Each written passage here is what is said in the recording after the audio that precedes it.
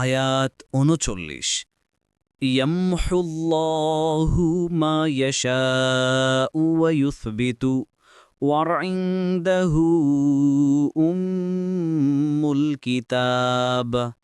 অনুবাদ: আল্লাহ যা ইচ্ছে তা মিটিয়ে দেন এবং যা ইচ্ছে তা প্রতিষ্ঠিত রাখেন, এবং তারই কাছে আছে উম্মুল কিতাব। তাফসীর: ১ নং ফুটনোটির বিবরণ, অর্থাৎ আল্লাহ তাআলা যা ইচ্ছে তা পরিবর্তন করে অন্য কিছু নাজিল করেন, আবার যা ইচ্ছে তা ঠিক রাখেন। এটা সম্পূর্ণই তার ইচ্ছাধীন।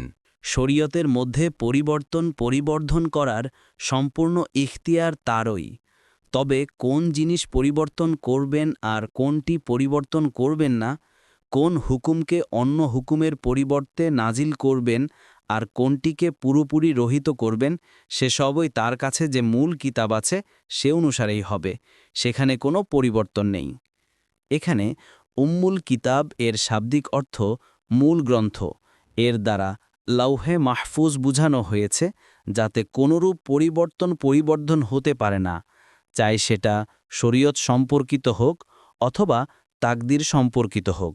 অর্থাৎ আল্লাহ তাআলা তার শরীয়তের মধ্য থেকে যা ইচ্ছে তা রহিত করেন আর যা ইচ্ছে তা নাজিল করেন, কিন্তু মূলটি উম্মুল কিতাব তথা লাউহে মাহফুজে আছে, সেখানে কোনো পরিবর্ধন নেই।